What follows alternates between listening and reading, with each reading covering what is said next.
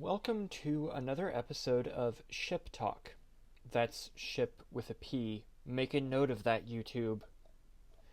Anyway, today in this more off-the-cuff conversation, I want to discuss just Transwarp drive. We see it failing in Star Trek 3. Specifically, I want to discuss whether it was a failure or not, as there's some arguments for Transwarp being a success and some for it being a failure. I would argue it was a short-term failure and then a long-term success, but we'll get into that.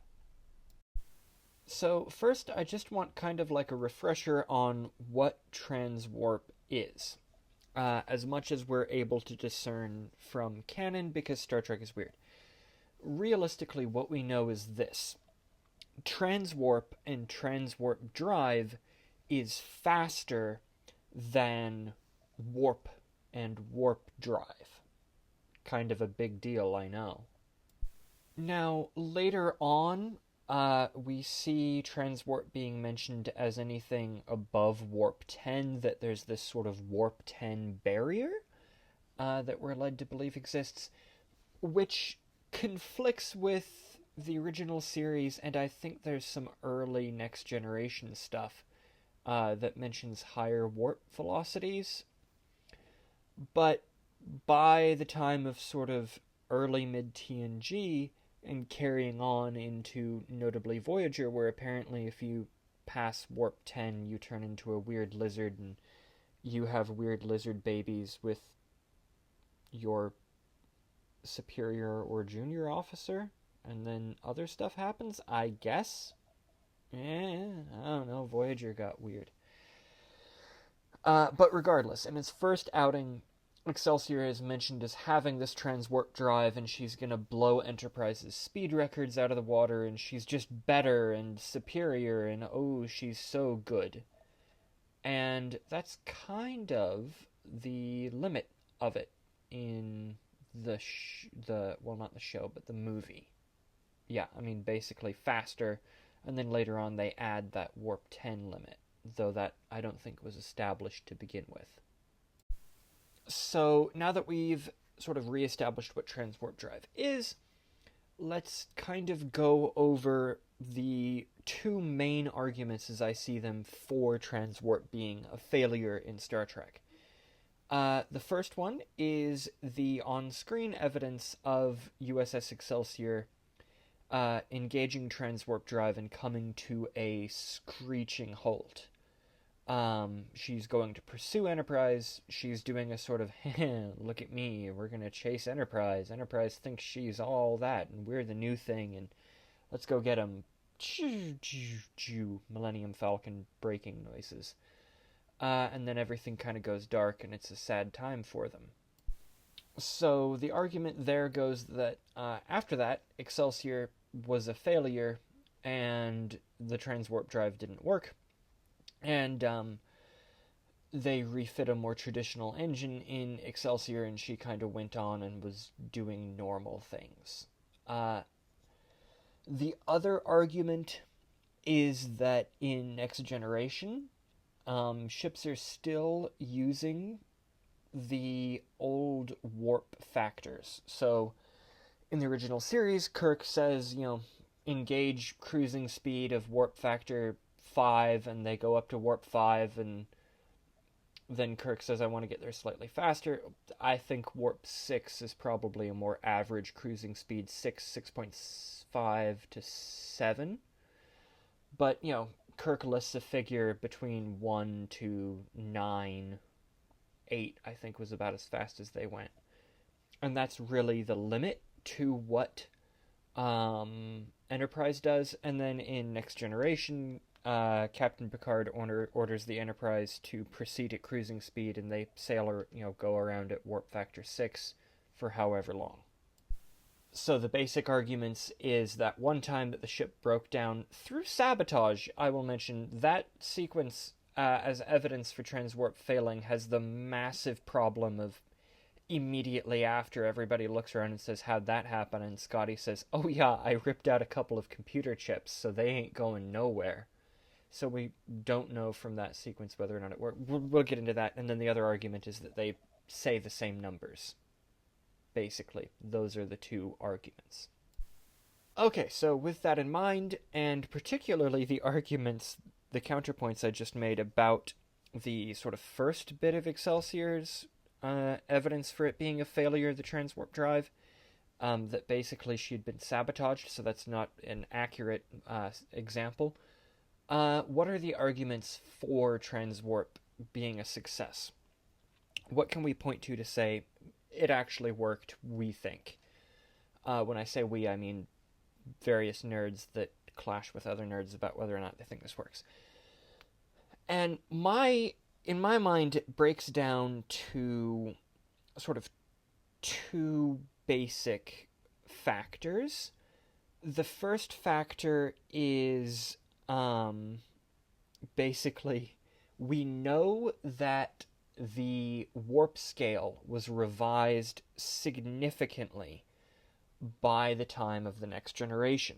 So if you look at sort of writers' Bibles and other sort of sub-canon, but still things that everybody was aware of, they did make warp speed charts and things like that, and there's some documentation to suggest that the warp scale was moved up.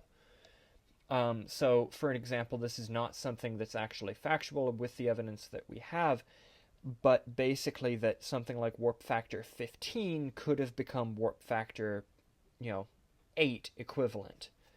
That basically what they decided was the numbers were getting too big, so we're just gonna recategorize what a warp factor is. And so as a result, warp factor 6 from the next generation is significantly faster than warp factor 6 in the original series. And what exactly a warp factor is, whether a warp factor is a specifically relates to speed, whether it relates to the power output of your warp field, whatever, we don't really know.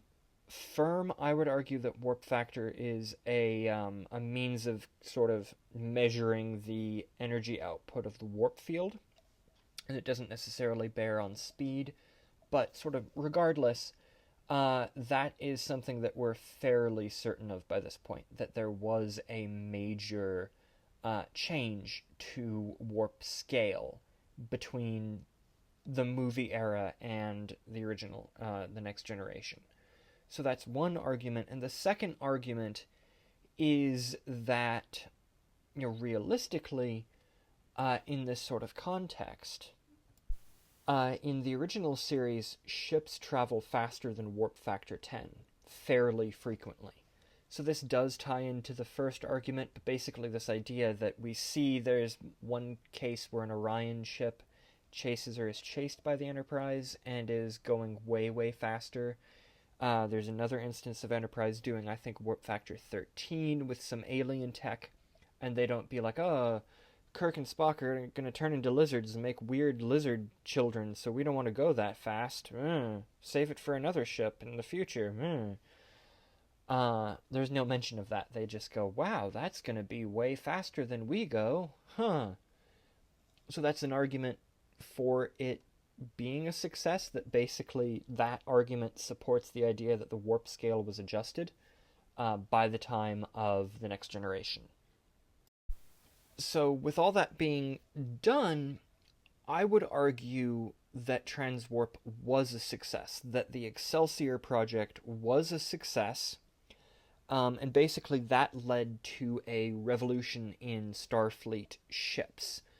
And I also think that explains why we don't see a Constitution in the Next Generation or Dominion War.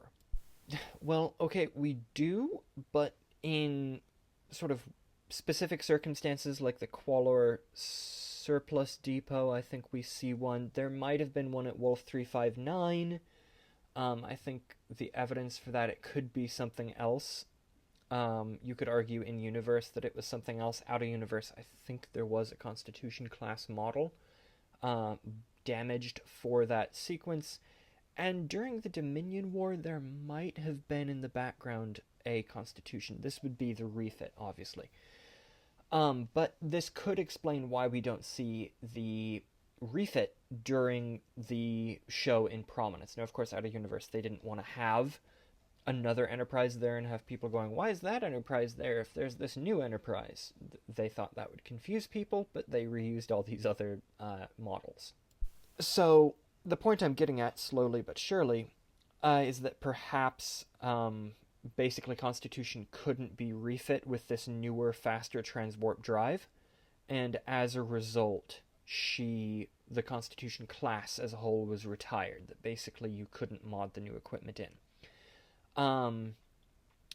Also, the basic argument here, counter-argument as well, obviously, they call it warp drive in Next Generation, dummy, to which I say, that's rude and you owe me an apology. But also, it's possible that they just started referring to transwarp as warp. I mean, there's almost a century of difference between this period. If transwarp is the new standard, Excelsior goes way, way faster, and now all of the ships in the fleet are going the same speed as built, or in the case of like Miranda and Oberth, I think you could have refit new drives in to make them transwarp. How long are you going to be calling it transwarp if it's just the default standard? You're going to be calling it warp again, especially if transwarp is just faster than the warp you had, but it's still fundamentally the same. And then I would argue by the time of Next Generation, where ship speeds have crept up, and now there is a hard barrier on how fast you can go because you turn into lizards, apparently, that basically what happens is that becomes the new transwarp. So it's basically transwarp is this shifting scale of speed rather than a strict definition. The other point I would argue is that in my mind, Excelsior represents an enormous amount of investment by Starfleet. And I don't mean investment in terms of like money. When I say in videos things like there wasn't room in the budget, you still have budgets even in a currency-free economy. You're still going to have a hard limit. So the U.S. shipbuilding in World War II, for instance, fundamentally, the U.S. Navy in World War II had a blank check. They could build whatever they wanted. Congress was going to approve just about as much as the Navy wanted. The big issues were things like available shipyards. How many slipways do you have that can build Essex-class aircraft carriers and also Iowa and Montana-class battleships? The Montana is an interesting design. I suggest you give it a look. Where basically you can't build that many because you have a finite number of places to build them, and at the same time, it's how many raw materials and qualified personnel do you have. So in Starfleet's case, yeah, they don't have a monetary budget, but you're still going to be limited in raw materials, you're going to be limited in available facilities to build these very complex ships, and you're just going to be limited in terms of how many workers are available.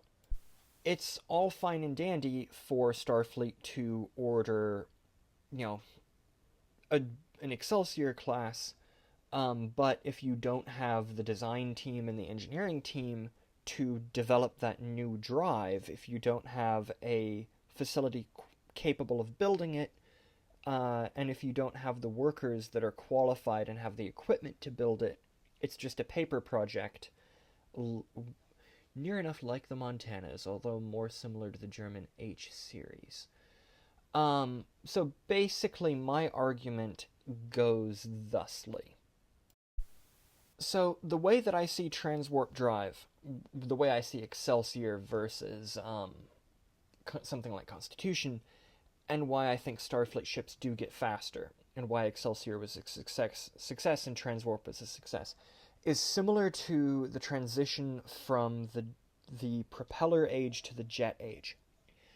Jet propulsion allows you to build an aircraft that is much, much faster and more efficient at being faster. There's a sort of, with propeller aircraft, there's a a number of technological limitations that you experience with something like that.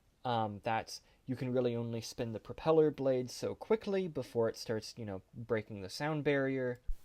There's really only so much surface area that you can make propeller blades, which means that you have to spin them faster and make them bigger, which means that you need higher quality materials to go into those blades for them to withstand the stresses. And again, once they start breaking the sound barrier, there's big problems. I think it's the Thunder Screech, which was the U.S. Navy or U.S. Army Air Force, because I don't think it was the Air Force yet. Maybe it was, that had a propeller that broke the sound barrier, and it made people nauseous for like a mile around. Basically, what I'm getting at is that Excelsior introduced an entirely and radically new means of propulsion that allowed much, much higher speeds. And as a result of that revolution rather, Excelsior reset the scale. So Excelsior was this quantum leap forward. It was an enormous investment from Starfleet, probably dating from the 2270s, maybe earlier, and lasting into the 2280s, 2290s. It was delayed considerably. I think there's evidence for Excelsior being significantly delayed, perhaps even before Star Trek III. But ultimately, Starfleet pushed ahead and created this world-beating design, this galaxy-beating design. This is not a new theory necessarily, but it is one I subscribe to, where basically, like the transition from propeller-driven aircraft to jets, also jet engines allow you to operate at much, much higher altitudes. I didn't mention that. That doesn't have any bearing on this video that's already a little bit long. I just think it's cool, and I started using this example thinking it would be quick, and now it's grown into quite the thing, so just bear with me as I ramble on about tangentially related things. Anyway, basically, in my mind, Excelsior is this much, much bigger, much better, much faster, stronger, yada yada yada ship, and that generally what you see is that the warp scale is reset with Excelsior. I would argue Excelsior was a failure initially and went massively over budget and sort of over time. So she was very delayed and she was very expensive, but they did get her, and Starfleet pressed on with her. It wasn't oh, well, that failed. Well, let's turn the ship's hull into a hugely successful conventional ship, even though the transwarp didn't work. It was more a matter of, okay, we've had some setbacks, and now we're able to build this design in stupidly large numbers, so let's proceed with that. That's kind of how I see that going, in my mind. That, Excelsior was a success, Transwarp was a success, and that basically the scale got reset, with Excelsior and Transwarp eventually succeeding, though I don't think that happened immediately, and I don't think it happened in a time frame that made anybody happy. Okay, so I know this was a little bit of a longer video, but there are some points about Transwarp Drive. This has been Ship Talk, that's Ship with a P, a series where I have a few talking points written out and waffle on in a mostly unscripted video format. I hope you enjoyed the video. Let me know what you think about Transwarp in Star Trek, whether it was a success, whether it was a failure, how that all went down. Feel free to like the video if you liked it, downvote it if you didn't like it. As far as I know, it's the same for the YouTube algorithm, so if you really didn't like the video and somehow you're to this point, to smash that dislike button, I guess. Comment what you think, as mentioned. Also, I think YouTube views positive and negative comments as the same, so leave a negative, nasty comment if you want. It helps the channel grow? I don't know how this all works. I'm convinced if you sacrifice a goat in the name of the YouTube algorithm, you get a boost. I don't have any goats, so I haven't tested this theory, but I'm convinced that does as much work as any sort of analytical expert would tell you. Honestly, by this point, I think the algorithm has gained sentience and craves blood. Let's see what else is going on. The channel, next video is going to be another redone version of an older video. I will be hopefully in New York State then, visiting relatives, so that video is probably going to go on. I'm going to finish that video as soon as I'm done with this and record and all that stuff. So, yeah, basically, if all goes well, that's what's going to be going on. So, yeah, that video should be on Patreon early. By the way, the channel has a Patreon where you can get access to videos a day early, or a week early in the case of next week's, because I'm just going to put it on. If you want it, there it will be. You also get access to all of the original artwork I make for these videos, so feel free to enjoy that if you want. That you don't need a subscription to check out, actually. What else? I'm debating doing another channel talking about actual real-world vehicles. I want to call it Things What Move, or Old Things What Move, or something like that, and basically go on about old vehicles, aircraft, ships, submarines, some land vehicles, and spacecraft. So, I'm not announcing this as like a check that out or anything. I don't have that. I'm just... I've said too much.